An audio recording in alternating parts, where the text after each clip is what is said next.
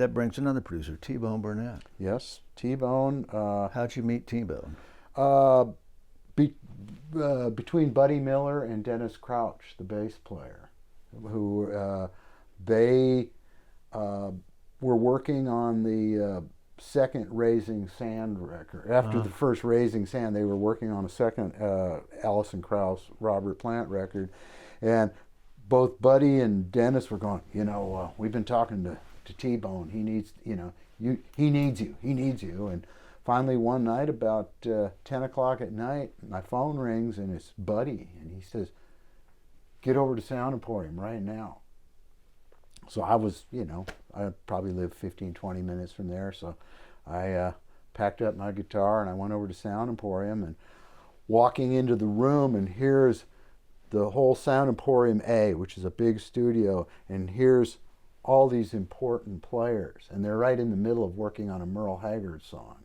And, it's just like, this is pretty intimidating. And so they kind of stop everything for me as I walk in, set up my guitar and amp, and I'm setting it up, making sure it's working. And then this big, tall, blonde guy walks up to me and says, I'm T-Bone. And he looks at me and says, I don't like steel guitar licks.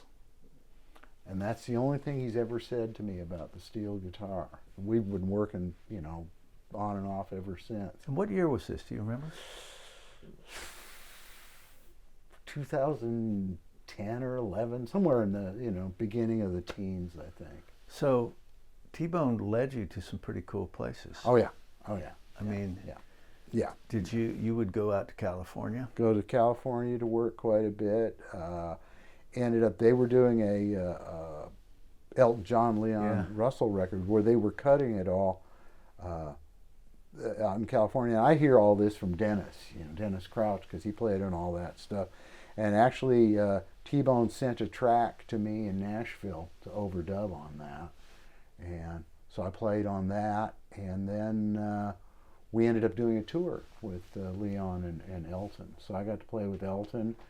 And then one night we were backstage, I think like the Beacon Theater, and Elton always had 6 local SWAT team guys, whatever city he had this sort of bodyguard patrol. And here's all these big guys, and they're all kind of walking over and towards me, and all of a sudden there's Elton, and he says, Russ, we're taping a documentary in a couple weeks, and I'd really love you to come to Los Angeles and play with my own band for a couple nights. Do you think you could do that? I said, I think I can arrange it. So we had a special band for this Elton Leon tour, but then I actually got to play with Elton's band for a couple. Davy Johnson. David, and Dee Murray and everybody. Not Dee. No, Dee had no, passed. Dee had already passed. But Nigel Olson. Yeah, it's amazing. Just to stay on Elton for a little while, Elton had steel on his first record. Oh yeah. And he had 2 people. He had B.J. Cole, but he also had Gordon Hunley. Yep. Who I think Gordon Hunley played on Country Comfort. Yep. And Gordon was a beautiful player. He ended up playing with Matthews Southern Comfort yes, too. He did yeah. Matthews Southern Comfort, Woodstock on that record and stuff. And I got to meet him. But Elton always loved that instrument. Well, the second day of rehearsal with Elton, you're always like, how am I doing with this? And the monitor guy comes over to me and says, something you need to know. And I'm thinking, oh no, this is bad news. He said, right now, next to Elton, you're the loudest thing in his monitor, and he really likes the way you're negotiating the chord changes, because there's a lot of the songs there was no steel on, but I play, I look for places where I think steel would fit, and he said, Elton really likes the things you're putting in there. So, it was much more than copying the steel from the records, because the steel was not on all the records. Right. But and that's one of the things I've developed an instinct for, is to look for I call them pivot points, and that's where push the A and B pedal, the A to B. You know, that's what the pedal steel to me is all about. And anywhere you can use those in a chord change that is a pivotal point, there's horsepower in that. And that, you know, that just sort of reaffirmed me on that. So that was pretty exciting.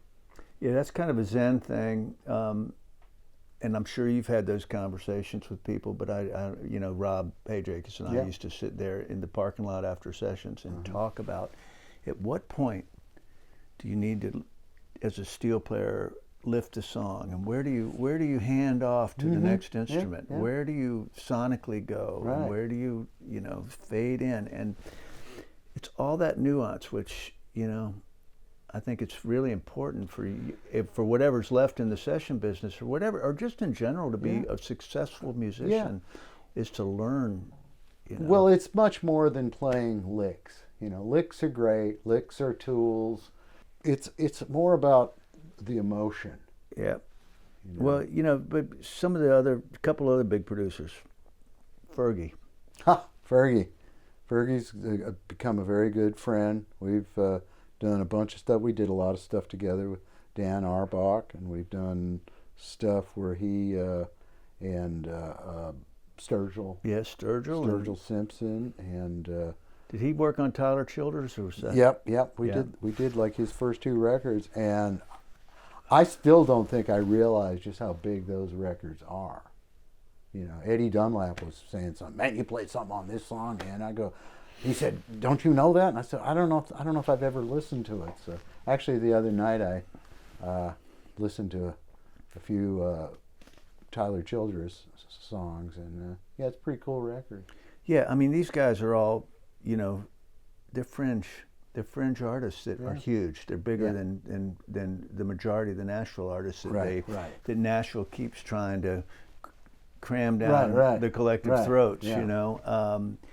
You know, guys like Sturgill Simpson and Tyler, they're selling out arenas. Yes. And they don't get played on the radio. Right. But it's music. And they're reaching something. Yeah, Fergie.